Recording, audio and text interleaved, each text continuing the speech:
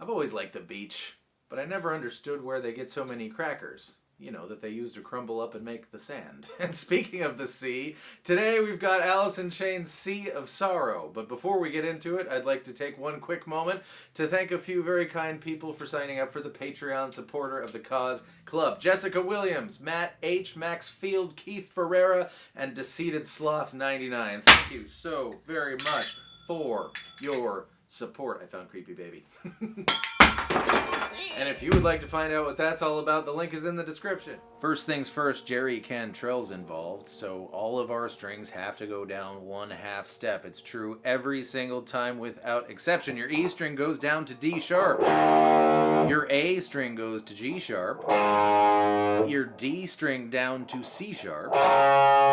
Your G string to F sharp. Your B string to A sharp. And your E string to D sharp.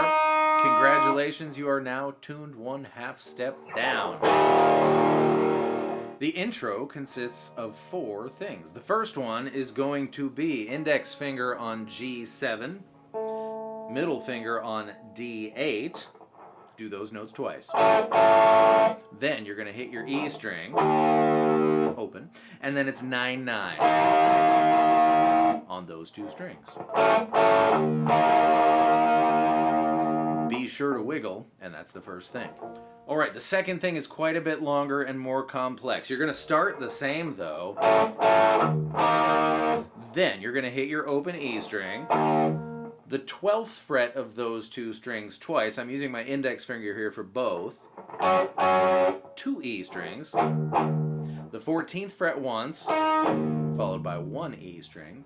And then on the 14th fret, give it a strum and a little bend, and then kind of strum them normal, down to the 12th fret. And as you're sliding down, you hit your open E string once more.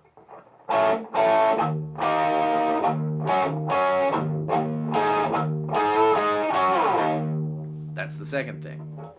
Great news, you already know the third thing. It's the same as the first thing. And the fourth thing is its own unique character. Starts the same, though. But then you hit open D and G together, followed by 2 open E strings, and then the 9th fret. Oops, backwards.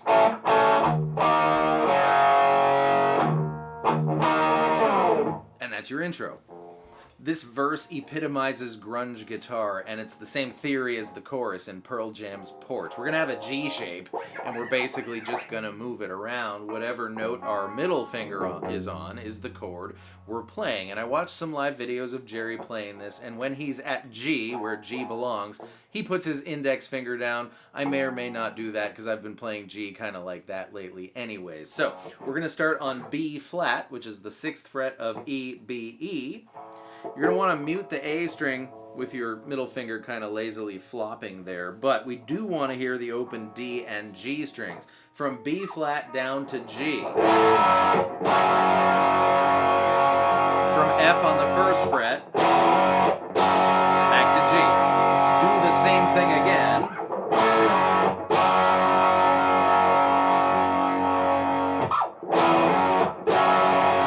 Now we're going from G to F. From B flat on 6 up to C on 8. And then B flat to G, just like the beginning. And F to G. That's your verse. Let's get a little more particular with the strumming if you care to. The very first one of the whole thing we just talked about is the big strum with the slide. But when you arrive at chord number 2, which is G, what Jerry does is he kind of hits just the low string, and then he strums up from the bottom. So first time only. But every subsequent one, it's a hard word, you're going to hit the, in anticipation of the next measure, the bass note.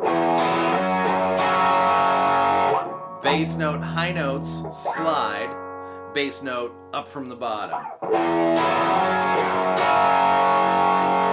everyone after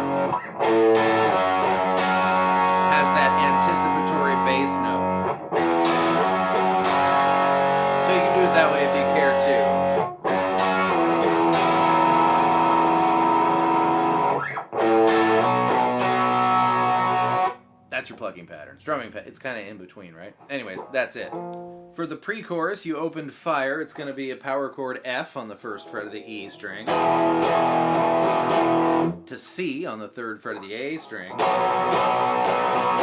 and then our B flat to G move. Same thing again.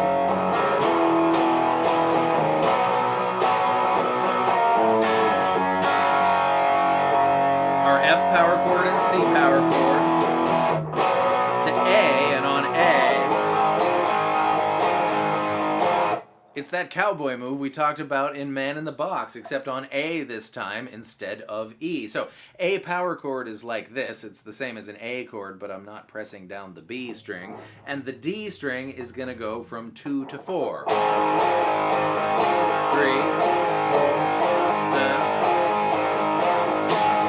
and that brings us to the chorus, which is the easiest part of the whole song. Home stretch. It's G, A, E. That's it.